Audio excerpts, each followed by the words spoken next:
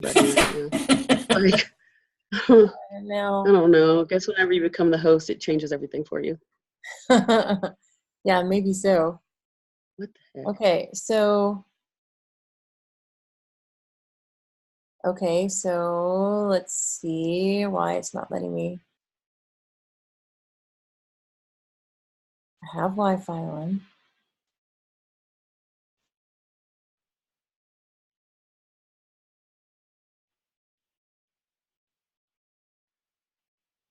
And I just spoke with everybody tonight again about the announcements not kicking through because Sharon let me know that the announcements aren't showing up for you guys.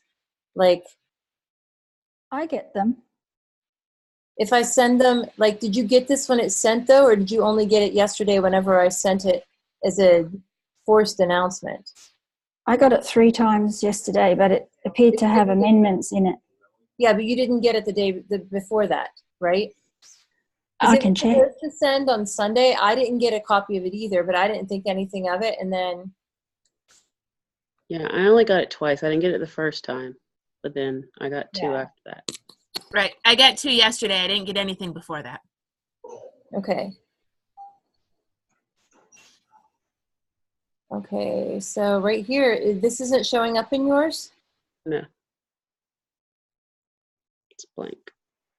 All we have is the task summary. Okie Alrighty. Email it to us. Yeah, I will. I will. If it's no, it's an individual submission, unlimited attempts. Make assignment available. Okay, I'm putting a date on it. Can you see it now? If any of you happen to have your class show up. Yeah. Yes. Okay, so I put a date on it and now it shows up.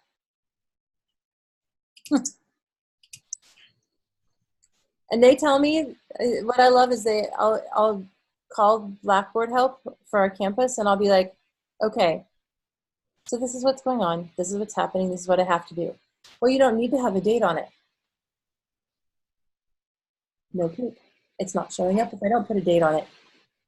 I do say no poop to them. They laugh. They think it's funny. I don't think it's funny. Okay, so you do have that there now.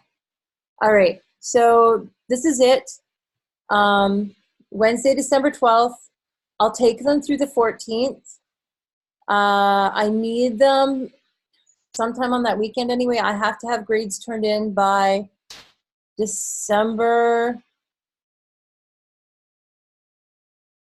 I have to have my grades turned in by December 19th at 8 a.m., I think, or by noon. So I would like to have them by the 14th at the latest. If you can get them to me even on the 16th on that Sunday, let me know so that that's there. But that'll work.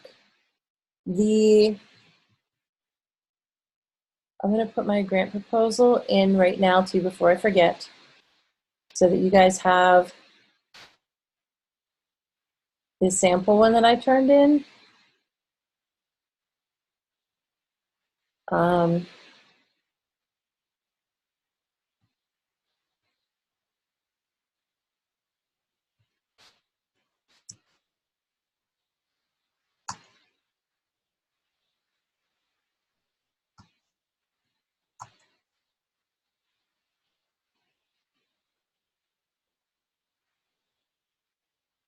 So an evaluation plan, is that, I mean, I just looked at one of the documents linked in here.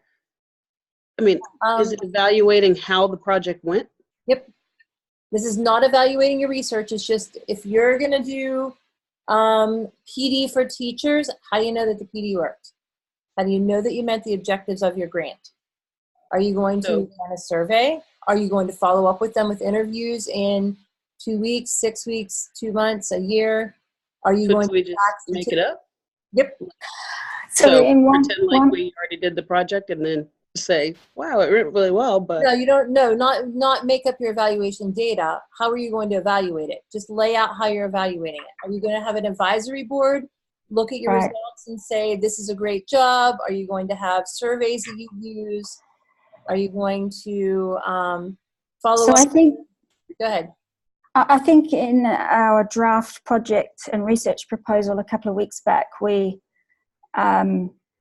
designated how we were going to evaluate. So really, that was just a couple of bullet points. So really, this is just a fuller explanation of that, right? Yep. Okay. So we're halfway there. Yeah, you're almost done. Almost all of you are almost finished. Seriously. So, yeah, there was some people that had done the analysis of their research for their grant piece and had not really looked at evaluating the project piece of it, because there's two sides of it. You have to look at both of those. So, and I mean, they want you to look at evaluation. So you can also, like, with my little grant, I built in surveys because I can manage that. In the big NSF grants we submitted, we built in an advisory board that looked at it, did a SWOT analysis on our project and our data, provided stakeholder feedback to us on curriculum design and on analysis of things, and then an external evaluator that we're paying way too much money, in my opinion, but coming in to look at everything and make sure that it's kind of kosher. So that's how those often will work on a big grant when you have a lot of money to work with it. And some of you didn't spend very much money, so it's not going to hurt you to, like, hire an outside evaluator to look at these 3 objectives through these means, you know, and then you have extra people working on your project, extra collaborators then, in a way, that kind of thing. Okay, so what I would like to do tonight is that a Zoom link now? Have you give an overview of the proposals that each of you have been working on. In the chat window, there is a Google form. And this is a Shark Tank Google form to collect some data from you. You do not put your name on it. Basically, you are going to check off which group it is. You're going to say if they did a really good job of telling you what they're kind of laying out as a proposal or not. Would you fund it, yes or no? And then you have $500,000 to award for the whole group. How are you going to give them, what kind of money are you going to give them, and then any feedback that you wanted to provide. You only have a couple minutes. So the proposal that you are presenting, we realize, is going to be super sketchy. But if you're doing a Shark Tank, you really only get 3 to 5 minutes anyway to pitch your product to the people that are there. So this will give us a nice quick overview of the projects you guys have been working on, and let everybody kind of see how you're proposing the different pieces of it. Who wants to go first?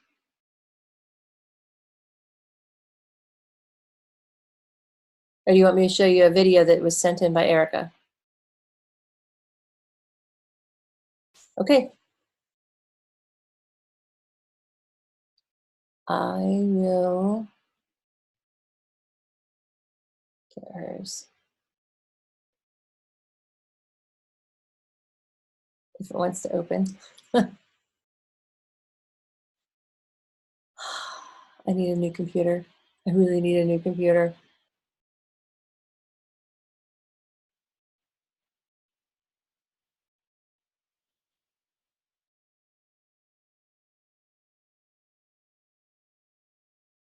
Okay.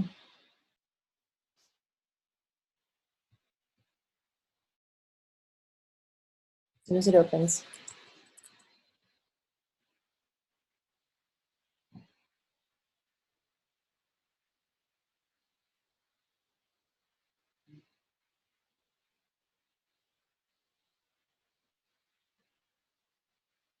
Everybody have your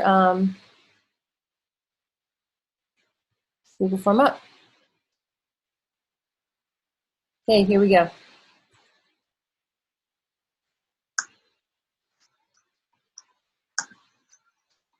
Hello I'm actually in Brussels, Belgium right now, so that's why I'm recording. So my grant proposal was about, are the gender gaps present in public school K through 12 due to extrinsic or intrinsic factors? So basically what I would like to do as far as my grant proposal is have an opportunity to travel to different populations of 8th grade students enrolled in inner city public school. And then this would be also to interview them, observe them, and then do workshops. The reasons for the interviews is just to get a sense of the type of subjects that they enjoy, to see if maybe they dislike math because it's just they dislike math, or if it's because of an instructor or something someone said. So to differentiate between those extrinsic and intrinsic factors. And then the observation, just to sit in the classrooms and see how they do. I'd also like to interview the educators, because the research has shown that some of the extrinsic factors are due to community, whether that's the school community or outside the school. So I would like to interview the also the educators.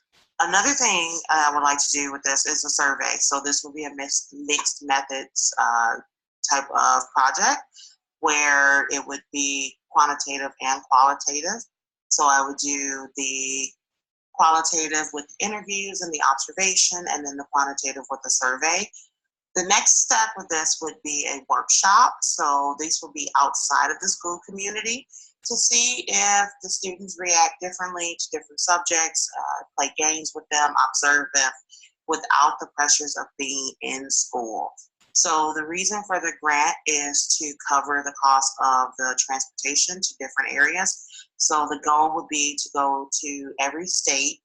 There are major metropolitan areas, but in some states you may go to more than one, such as California, might be Los Angeles and San Francisco, or Texas, could be Dallas, Houston, a number of different areas. So to cover the transportation, also to cover any meals while you're out there, any supplies.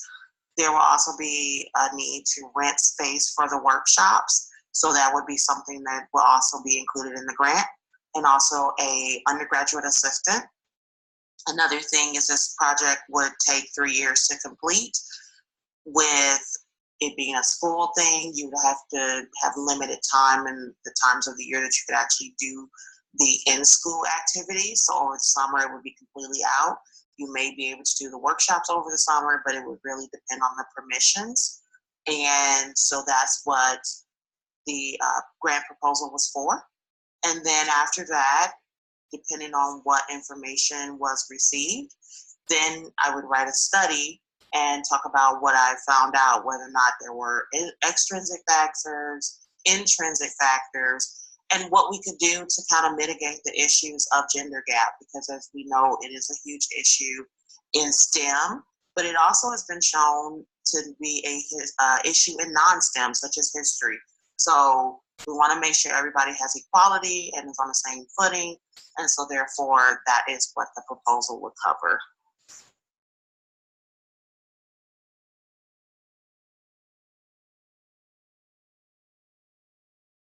Okay, so we are unable to ask her any questions to clarify.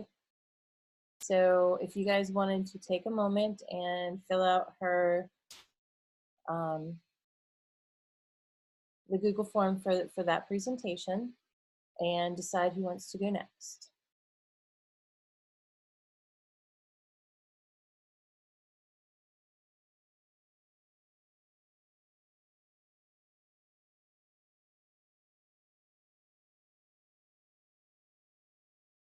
And to give you my kind of generalized feedback on that, her project is actually pretty solid. Her presentation was not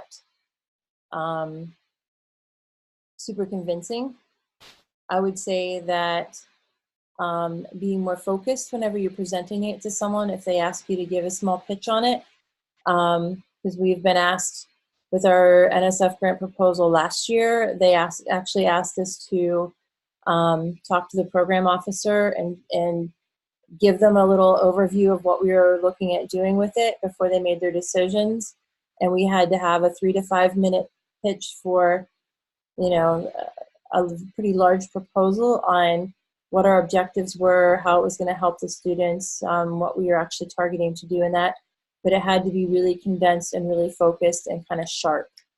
So that's why I like to think of this like the Shark Tank kind of thing, because anytime you apply for a grant, you have, for a national grant, you have anywhere between a 5 to 7% chance typically.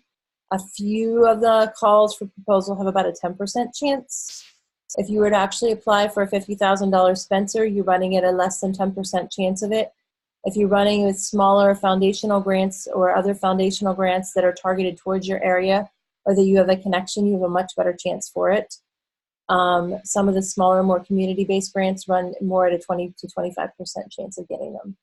So there you go. Who wants to go next? And the big group of you, the group of 4, are you presenting all together and then spinning off each of your own, or did you each do your own piece? We're presenting all together. And so I'm hoping that Letha will be able to do a share screen, because my computer, if I try and share screen while having a Google form up and Zoom up, is You're gonna crash. That's more than we can handle. So, but I can talk us through most of it, and then everybody can jump in on their pieces if Letha has a stable share screen.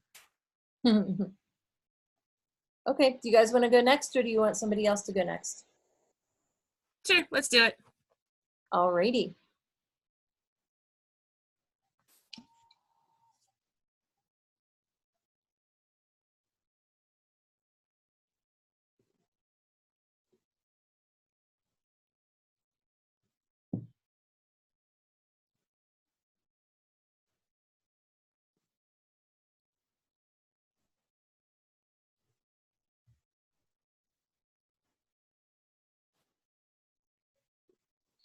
All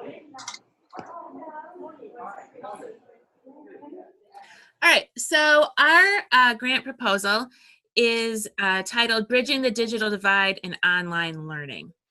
And what we want to do, Letha, if you want to go to the next screen, is, and in this team is Joy, myself, Letha, and Tiffany Ellison. So that is our team.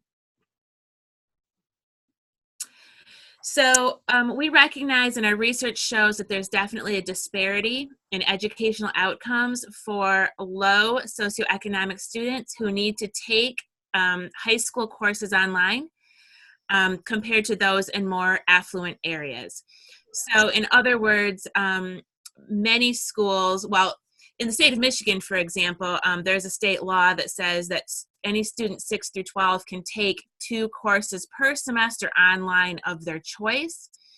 But many students need to take online courses, especially in small schools and low socioeconomic schools, because the availability of courses just isn't there.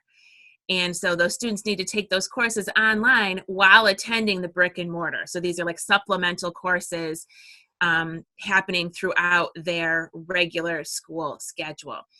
The problem is that statewide, 55% of students pass those courses. So the pass rate is extremely low.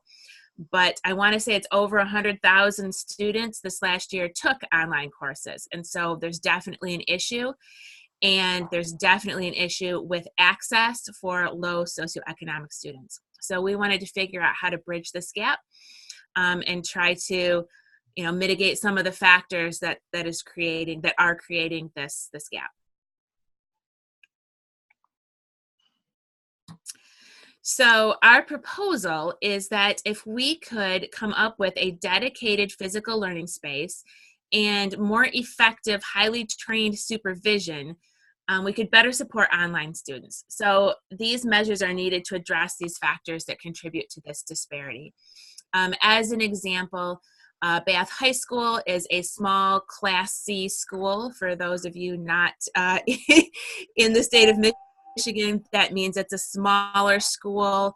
There's about 1,000 students in the district, about 350 students in the high school. And the typical online learning environment for those students is in the library with an hourly paraprofessional who is also checking out library books. There's 35 Chromebooks for as many students are in the library. It's a walkthrough for students going from one end of the building to the other. Students eat their lunch in there. Students play video games in there. And so as you can tell, there's very little supervision. There's no trained staff and there's no dedicated learning space. And our proposal is that a dedicated learning space would actually help tremendously and better support those students.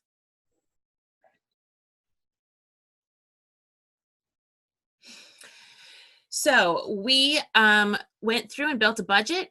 Oh, I'm sorry, our overall research objective, you threw me off, Letha. Our research objective is to examine whether the provision of this on-site infrastructure and this highly trained and qualified teacher support would improve the educational outcomes of lower socioeconomic students in their online courses. So can we raise that pass rate to a more acceptable pass rate?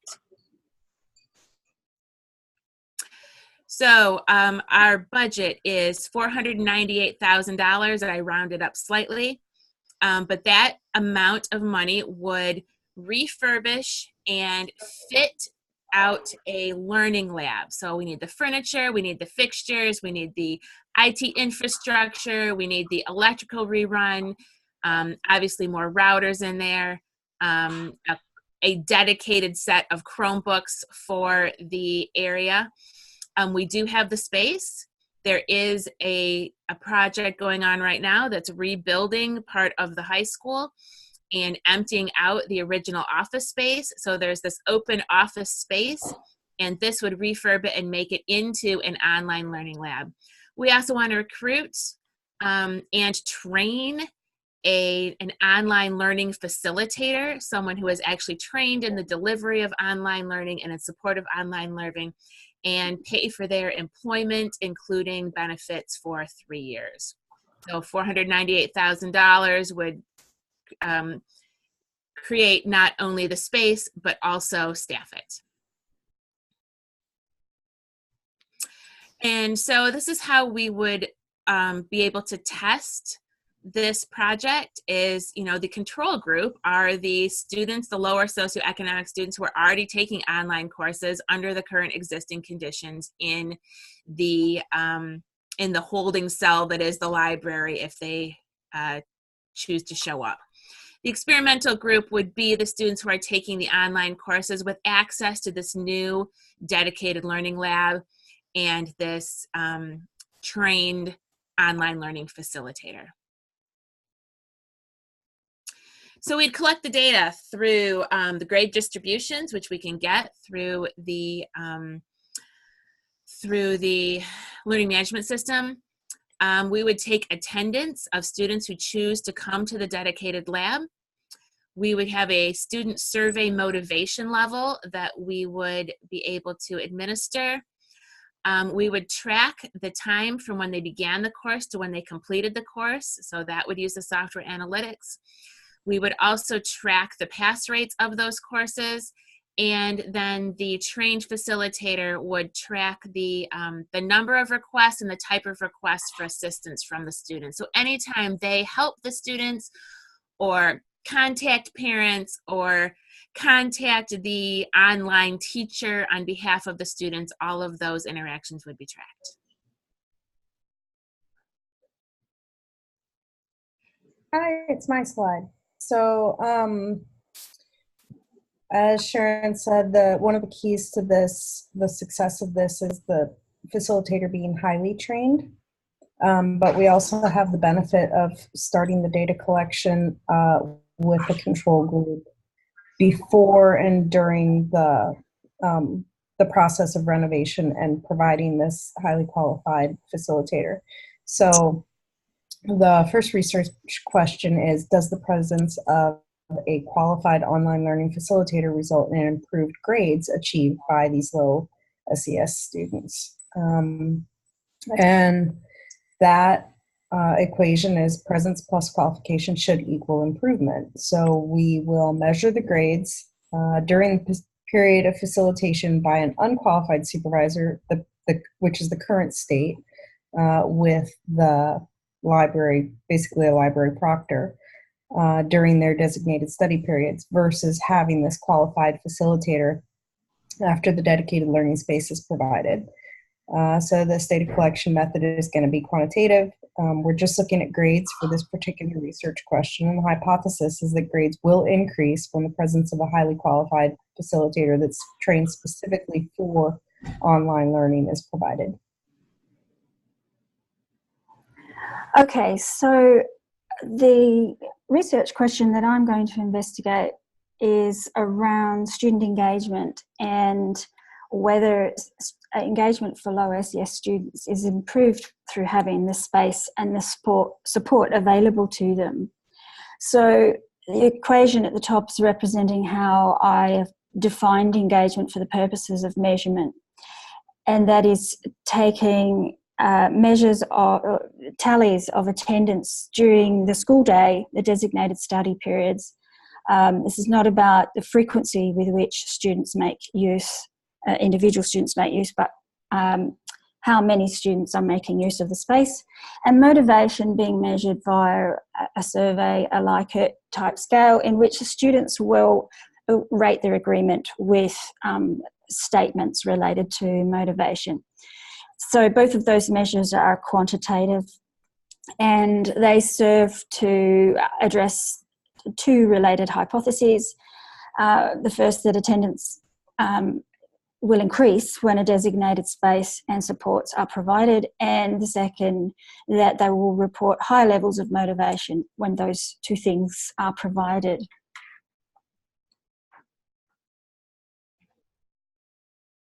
All right, I'm gonna do mine pretty quickly because I'm still sick and coughing over here. All right, my research objective is to determine if there are any differences in basically all of this data that we're collecting and what my other researchers, my fellow researchers, are looking at, and determining if there's any difference between male and female students. Going to look at course grades, attendance, course software analytics, and assistance needed by the students to complete their schoolwork. And it's hypothesized that there isn't going to be any gender difference. Both groups are going to show increased academic achievement. Both groups are going to utilize the lab and do well in their courses because they now have a dedicated space. So the last research question is mine, and my question is, does the provision of this dedicated space and this qualified learning support facilitator, does this improve student time on task and student pass rates for these low socioeconomic students in their online courses? And so really I'm looking at time on task and the support. So the time spent in the online learning management system can be measured via the course analytics. We can just get into Blackboard and see how much time they're actually spending in their courses before the creation of this dedicated space and then after the creation of this dedicated space. We can track the student support measures from the online learning support staff through records that facilitator keeps, and then we can tally the student end of course pass rates both before and after the creation of this dedicated space. And of course the hypotheses, first of all, is that I believe that time on task will increase when there's a designated learning space and learning supports are provided. So students are going to spend more time working on their courses when they have a dedicated space and when they have some qualified learning support there. And the second hypothesis is that they'll pass their online courses at a higher rate because when they have this dedicated space and when they have the learning supports provided. So in order to examine whether the provision of this on-site infrastructure and support improves the educational outcome of lower socioeconomic students in online courses, grant funding to provide said resources at one low SES high school, specifically Bath High School, could provide valuable insight into the supports that low SES students nationwide might need in order to close that achievement gap in their online courses. And that is the end. Beautiful. Very nice overview, you guys. Although, I will say that you take 3 to 5 minutes easy breezy and made it really professional looking, so, you know. Does anybody have any questions for them?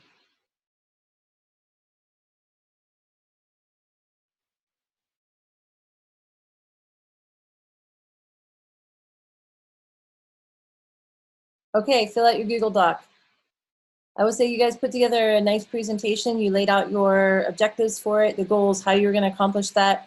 You laid out each of your research questions. You had means in there to address each of those. The only kick you're going to get on some of the pieces, if you're working with it, is people buying computers. Sometimes grants don't want to pay for that. Sometimes what you can do is a matching fund source, because I know this is an idea some of you have kicked around thinking about, especially Sharon, looking at it. Just make sure the grant that you're applying for allows you to buy computers as a piece of the equipment for that. Sometimes if you make it integral to delivering the program or researching it, they will allow you to go buy with it. Other times you can sometimes do a matching grant. You know, get $2,000 from a local business or something like that to match the funding that you get, and then buy the computers with that if they don't have as many issues with that. You know, they don't have any restrictions on the money and that kind of thing. And I do want you to think about really quickly too, as you're thinking through this, if this is something you're thinking about putting together or, you know, kind of in the future with it, how are you going to separate out the other factors that could be influencing this, and not just say that it's the space, the dedicated preferred person, that kind of thing. Just to think, I mean, you've done a lot of thinking with it. You've put together a lot of pieces from a lot of different angles, because there's 4 of you looking at it from all different ways that I think address a lot of the concerns. But I do want to say that by claiming that the influence comes only from having this computer and having the person there, I'm not saying you're not right. I'm just saying that a question that could be raised would be, how are you going to kind of eliminate the other extrinsic factors that could be in on that, that could be impacting it? And that could be as simple as a few questions to students. That could be looking I've got at... an answer to that. We'll just also survey the students that aren't attending regularly and compare them.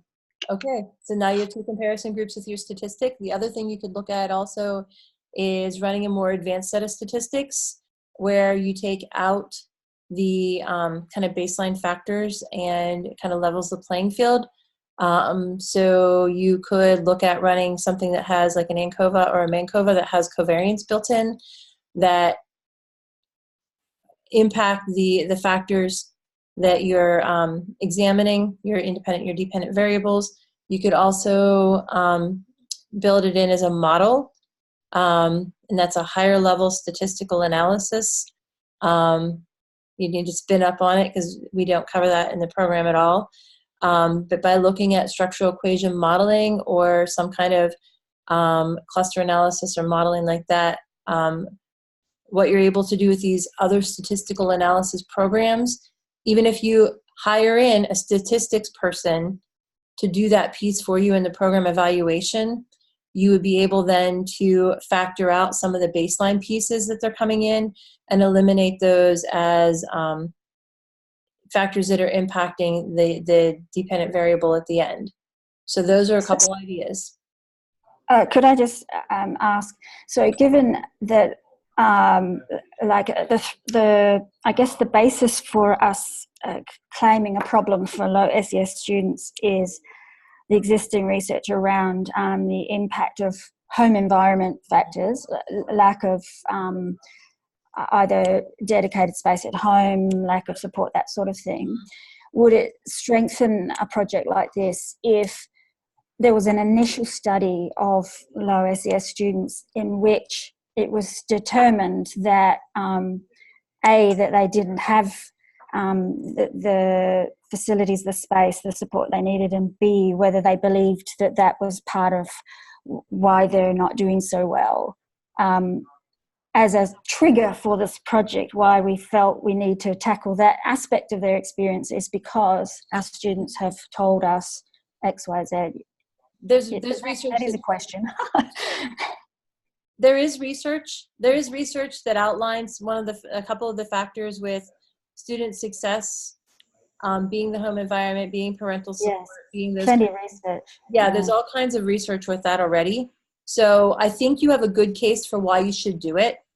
I'm just saying to strengthen it, being able to say for your evaluation for the statistical analysis, see, this is the piece you're writing this week, for these different things, that you could hire a statistician or, you know, somebody who is an evaluator who is going to do this piece for you and, you know, look at modeling to look at the impact of the home environment versus this environment, you know, by using student surveys, or, you know, you could interview the parent in their home environment, or you could even have the person you have dedicated to your lab provide training to parents if they want to come in about the importance of the home environment and having these places.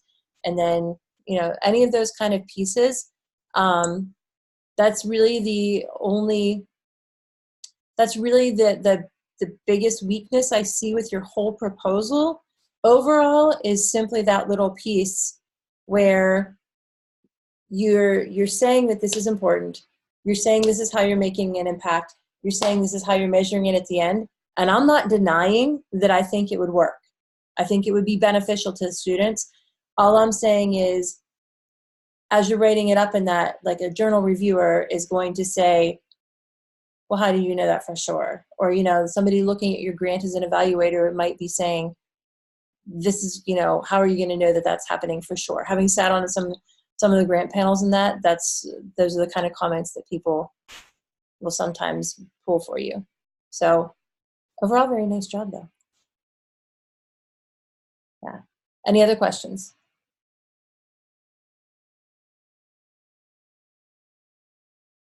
Okay.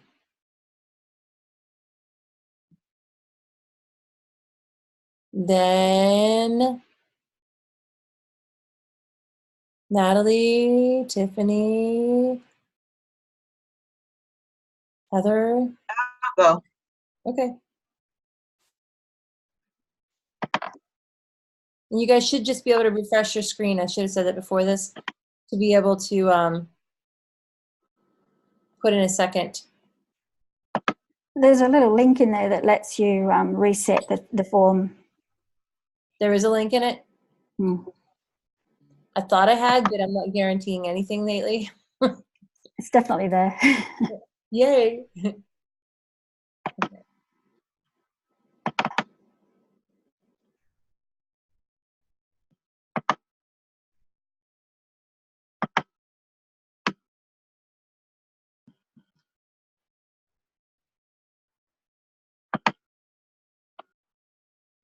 Hello, everyone. I'd like to present my project proposal entitled SAM-R Professional Development and Research. Can you imagine a statewide school system with all K-12 educators integrating educational technology at high levels of effectiveness, proficiency, and technological pedagogical content knowledge? Well, if you are to fund this proposal, that is something that I can achieve. The purpose of this proposal is to develop statewide implementation of Dr. Ruben Pointedera's substitution, augmentation, modification, redefinition model, also known as SAM-R for professional development. It is designed for Georgia's K through 12 educators. In addition, it has a research component in which data scientists will analyze teachers' educational technology proficiency prior to and after SAMR professional development. In addition, instructional coaches will use this research to develop tailor-made coaching and professional development at their individual schools. I like to share some of the benefits of SAMR professional development. They're actually multifaceted, but one of the main benefits is that teachers will progress to the highest level of SAMR. And I like to go over some of the features of the SAMR model. The SAMR model starts at the substitution level, which is part of the lowest level of SAMR, which is enhancement. And then it progresses through augmentation, modification, and redefinition, which is the transformation model. And so each of these steps in the SAMR model has specific definitions that will give us an example of how teachers are currently demonstrating their educational technology proficiency. Teachers that use technology that acts as a direct tool substitute with no functional change will be considered a teacher who's operating in the substitution level. Teachers that use technology as direct tool substitutes with functional improvement will be performing at the augmentation level. And then teachers that allow technology, that have technology that allows for significant task redesign are on the modification level. And then the highest level is when teachers allow technology to be used for the creation of new tasks, which were previously inconceivable, and that's the redefinition level. Here's some examples of how a teacher can progress up the scale. A teacher at the lowest level will use Google Earth instead of an atlas to locate a place. That is an example of substitution. An example of augmentation is a teacher using Google Earth rulers to measure the distance between two places. An example of modification is using Google Earth layers, such as Panorama and 360 cities to research locations. And then the ultimate goal is redefinition. And an example of that is a teacher that allows students to create a narrated Google Earth guided tour and share this online with their students in their classroom or collaborate globally. So all of these different levels pretty much tell you how teachers can progress up the SAMR model. And the goal of this project is to allow teachers to eventually reach the redefinition level. The rationale is that educational technology is pertinent for 21st century learners in the digital age, and it increases student engagement. Also, educational technology can enhance collaborative creativity, higher order thinking skills, digital literacy proficiency, and mastery of curriculum standards. It also prepares for students for digital careers and global collaboration. And a very important goal is that it will increase teachers' self-efficacy and technological pedagogical content knowledge. So the project goals. One of the goals is to develop a training curriculum for SAMR professional development for Georgia's K-12 educators. The initial training curriculum will be designed for instructional coaches that will attend the training at the 16 regional education service agencies of Georgia, and then they will redeliver them at their particular schools. Another goal of this project is to award 10 scholarships to Georgia's K-12 educators for a master's in educational technology. In addition, I have some specific research goals. Data scientists will develop, administer, and analyze pre- and post-quantitative survey instruments to measure teachers' EdTech proficiency. In addition, instructional coaches will analyze Georgia's K-12 educators' SAMR research findings for teachers at their schools and design and implement a series of differentiated professional development.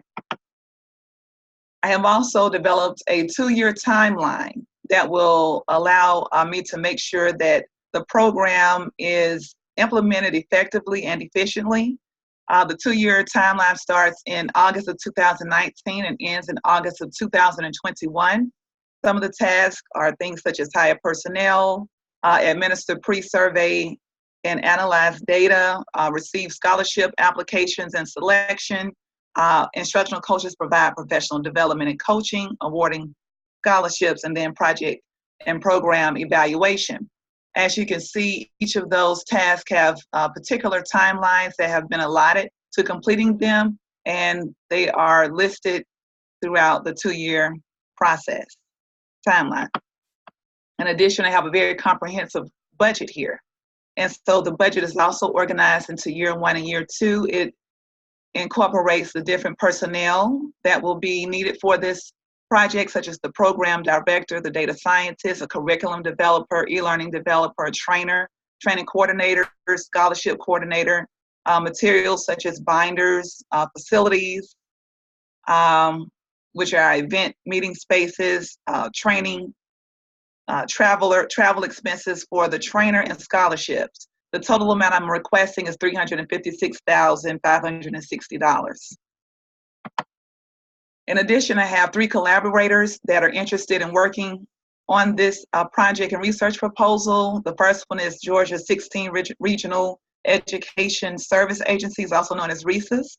The 2,292 instructional coaches across Georgia are going to attend each of the trainings in each of their regions. So that's going to be about 150 instructional coaches attending training in each of the 16 RESAs. In addition, the second collaborator is the Georgia Department of Education, and they will be able to partner with us to evaluate the program, also provide feedback as we progress through the program. In addition, I'd like for the Department of Education to help to market the program across the state of Georgia.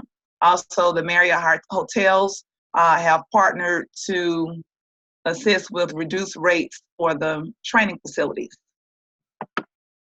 Thank you for your consideration of this proposal on behalf of Georgia's teachers and students. I hope that you take this into consideration.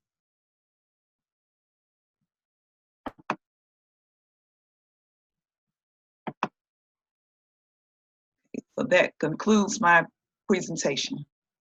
Thank you. All right, do you have questions on that?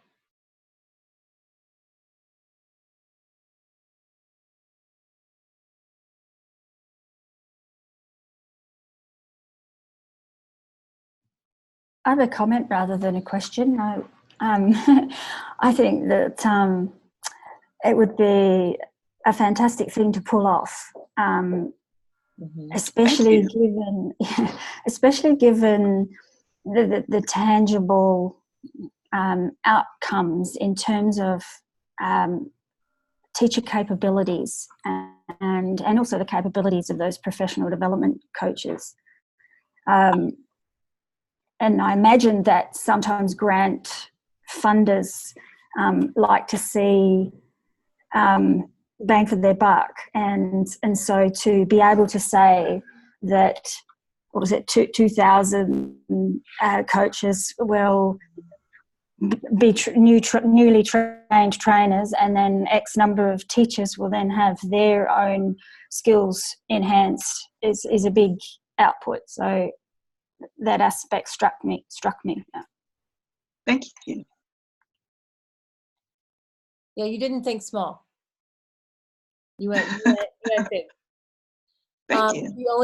The only question I had about the whole thing, and it's fine to use it, is you're picking the SAMR model versus other ones, and somewhere in your lit review, kind of the piece of it, you may want to just have a small piece that says these other ones were, although these frameworks are, currently in use or whatever, we are choosing the SAMR model because of this, this, and this, because it's a newer framework. There is not as much research on it. And the other ones have a lot more research on it to kind of enhance their validity or not validity even, but they're kind of like sort of validity. They're standing with the educational community, whereas the SAMR model is more newly proposed and a little bit more people that are a little wishy-washy about its use, but the research is coming out, and I'm not saying it's a bad choice. I'm just saying, and using something that everybody else doesn't use is also not a bad thing. I'm just saying, just have a reason for it. And this is kind of when you guys go into your dissertation stuff too. When we ask you questions, when we push back on you whenever you're doing your defense, It's not that we're saying you're wrong. Sometimes we think you are, okay? But that's our opinion. If your advisor is going to back you on it, we're going to back down on it. Sometimes we just want you to have a reason for us.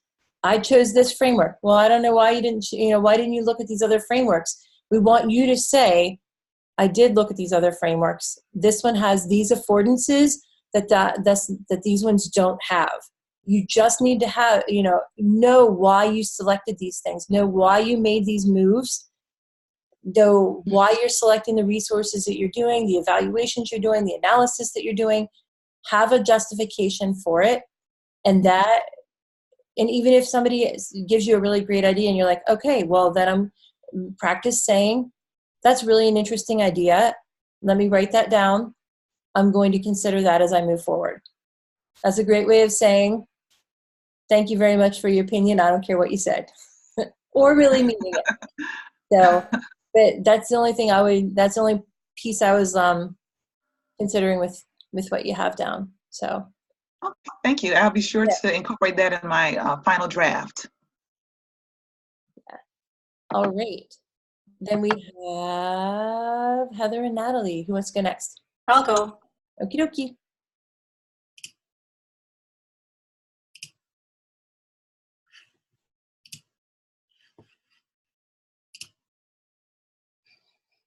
Mine's kind of a little fun, even though it's worth $500,000. So what I propose tonight is a new recipe for non-traditional teacher education. Did you know there's a looming national teacher shortage?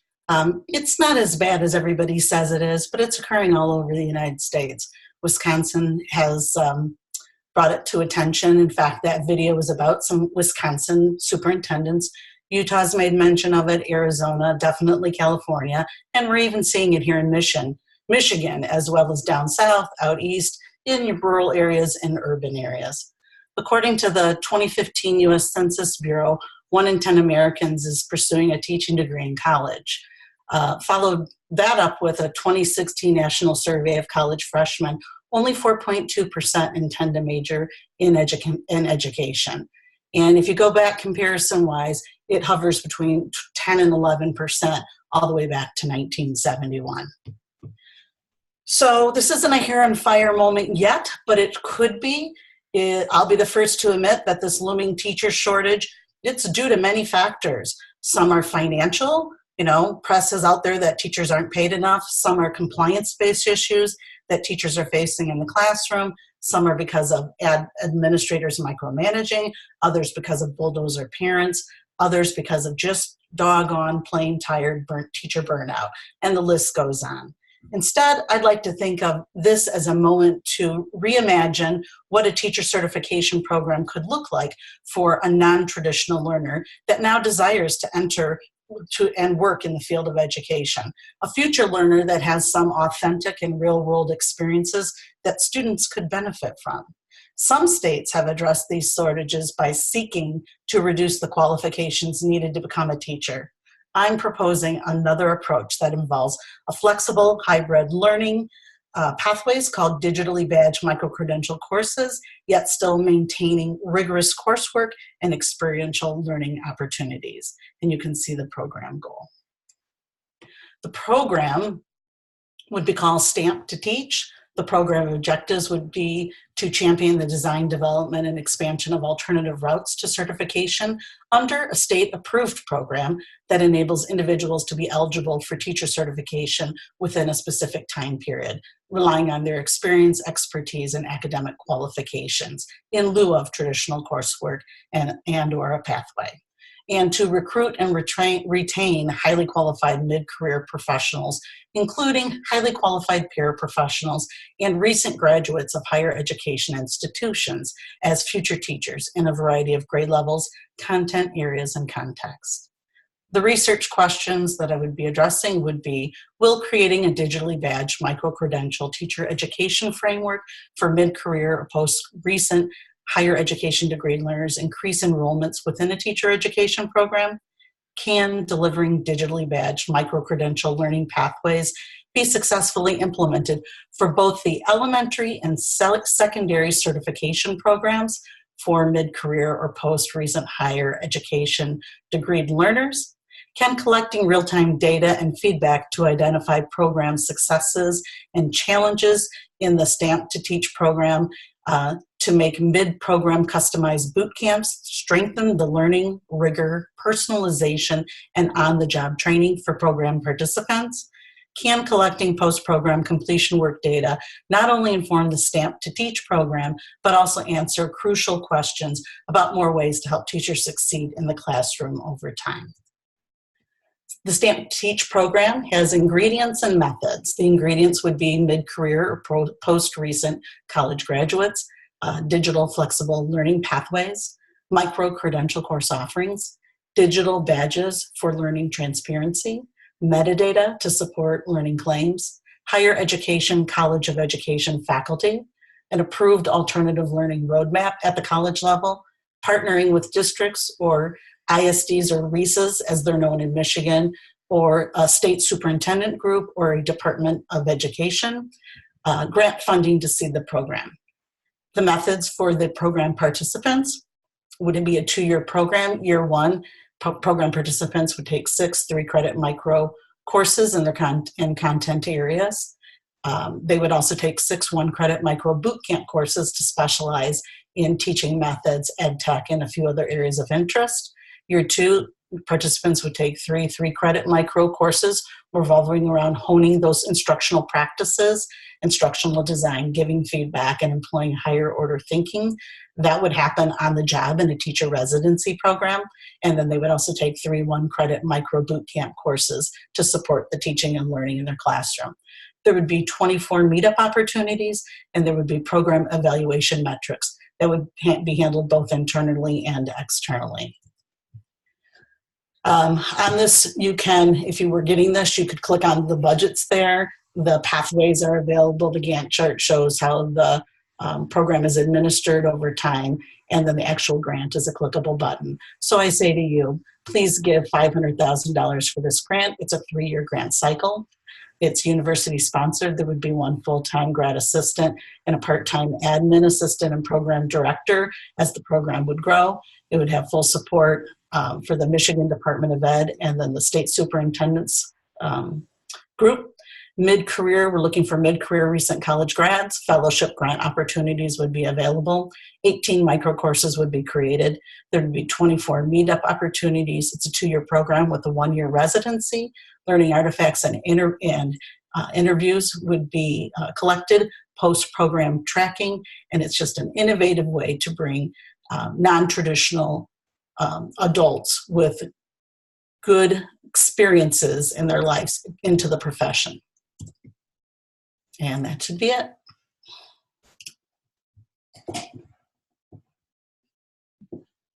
Heather, can anybody sign up for it, or is there like a? Yep, it would be anybody that fits that. Anybody that's worked in, a career outside of education, a recent grad, or a paraprofessional. Okay. So it would be a target. You would apply to a college just like you would, and there would be a set of metrics that would go with it. Gotcha.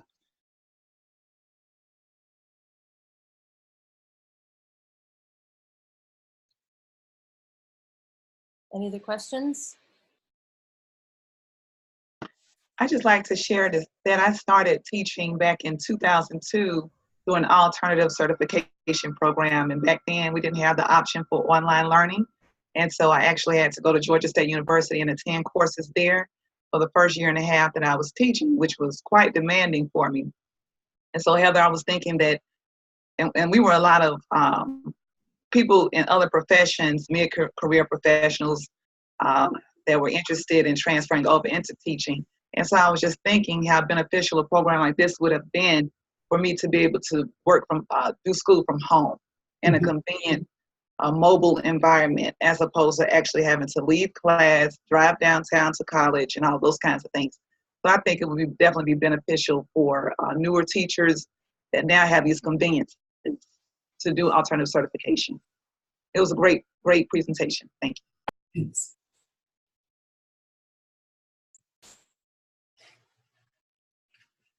Awesome. Okay. Natalie, do you have yours ready to go? Yes, I Alrighty. do. All right, let me hit the share screen button. All right, let me pop it up here. Move this up. All right, so I did a little bit smaller of a scale than everybody else. I was just focusing on bringing like an innovation program into an elementary school. The purpose is to provide students the opportunity to think outside the box. So what I would be focusing on for my school district that I made up here would be their science scores. If you look, I pulled their data here. They are below state average. Last year, they were only at 7% on their science NWEA test. And also, as you can see, they're below in all their NWEA scores. Providing them a innovative curriculum would help enhance these scores for not only just science, but for the other subjects as well, because it would provide students the opportunity to work on those 4 C's that we want them to do for a 21st century learning style. I also have their statewide performance. As we can see that they have been dropping throughout the years. In 2013 was their highest test scores here. And then this would be looking at like MSTEP and MEP scores before then, and now how they're dropping. It's because at this school, we don't put a lot of emphasis on science. We kind of push it to the wayside and we focus more so on our scores for math and reading. The goal of this is to provide an innovation program. So the program that I would like to use is, I've done it myself. It is called the Henry Ford Innovation Program. It's at Henry Ford here. And what it does is it teaches teachers how to be innovative thinkers in their classroom. So we would need materials to help students have those opportunities, materials such as computers, iPads, hands-on materials themselves, such as my classroom at one of my schools. It has a STEM classroom, so I have like cabinets full of just random stuff that allow my students to just be critical thinkers and to problem solve and collaborate together. So we want to increase those skills, as I said, is providing like critical thinking skills. We want it to be a science, more project-based curriculum. So what I used to do when I taught 3rd grade is throughout the year we would have these, I guess we call them midpoints, and students would present these big projects. One of our big projects that we would do about now is called Kane's Arcade, and the students would have cardboard boxes and they would have X amount of time to make arcade games, and they would have to present them for the whole school district, and we'd open up to the community as like a fundraiser activity.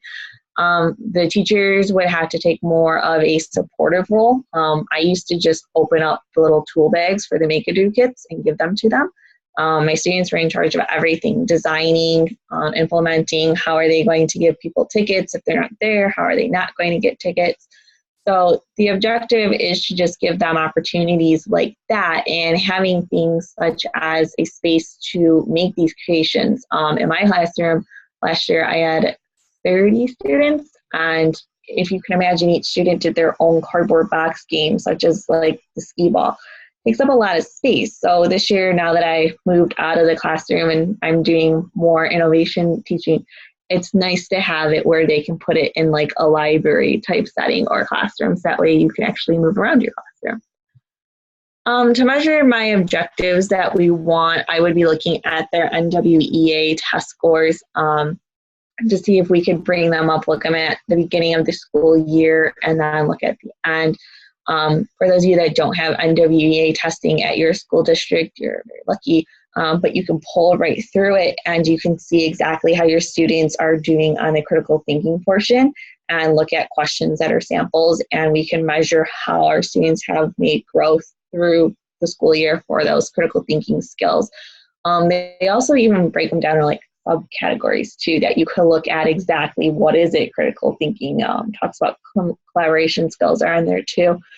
And then also by having them look at their major midpoint projects, having them demonstrate and be able to talk to people about their skills and what they have too.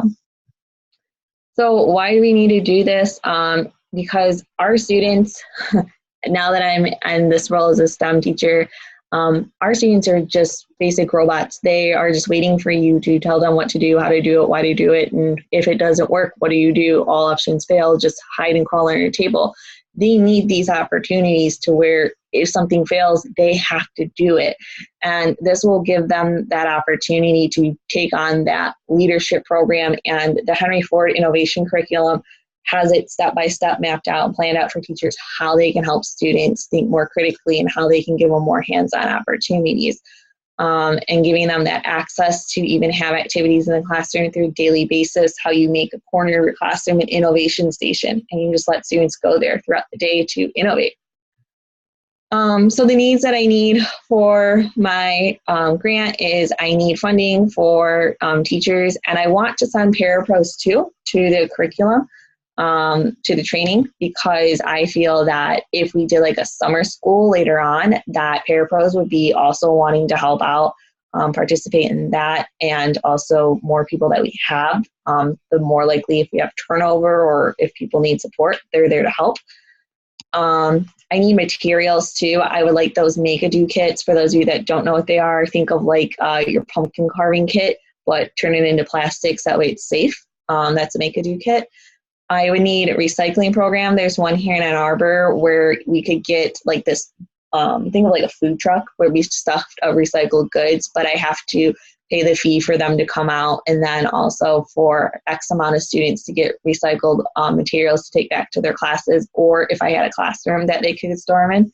I want computers. I would really like to turn it into a one-to-one, either computers or iPads, one of the two, because at the school district that I'm thinking of, we currently don't have enough computers or iPads for students to do anything that they would need to do for an innovation to support the curriculum. And also, since it's for NWEA testing, which is something that our school uses, they need those to take the test on as well. So how are we going to do this? Teachers would need to innovate the Henry Ford curriculum daily. It could be simple as like the first unit you have to teach. I used to do it as like a morning meeting, give students cups, have them build a tower without using their fingers. It could be something as simple as that, and it teaches them how to even go throughout the school year to make it even more hard and more of the students in control. The major projects, like I talked about before, the arcade challenge, and then also we used to have like midpoint stops or science curriculum too. Students would build like dioramas and innovate different animals and how they would live throughout the environment. So that would be important as well. In the future, what we see this happening is probably after school clubs, even summer school clubs. I would do it during lunch because that's what I did once I got the training, but our lunches now are segregated into 3 different parts. And I only get one of those lunch periods. So I teach like junior kindergarten, some of them like 3, some are 4. So that means only junior kindergarten would get me. I wouldn't be able to teach anybody in upper L or middle L to learn about this. So that's why we need it after school or summer school. And then moving on to like robotics. That obviously would cost a little bit more money, but that'd be something down the road to look into. And that is all that I have for my grant. Just give me the money and it will be okay. Thank you. The end pitch is pretty good there. Okay, what kind of questions do you guys have?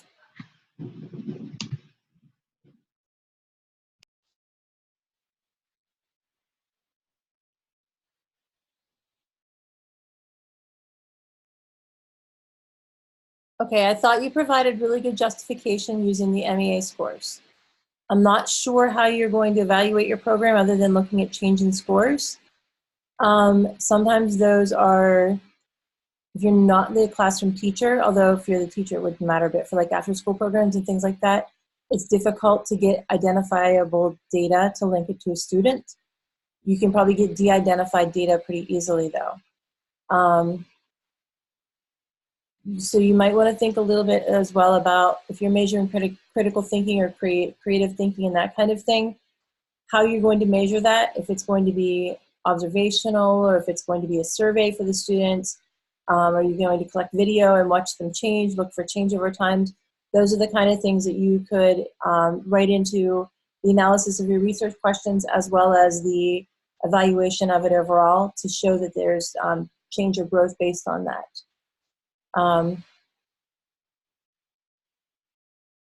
Anybody else have any comments that you're thinking about? Okay. Make sure that you get your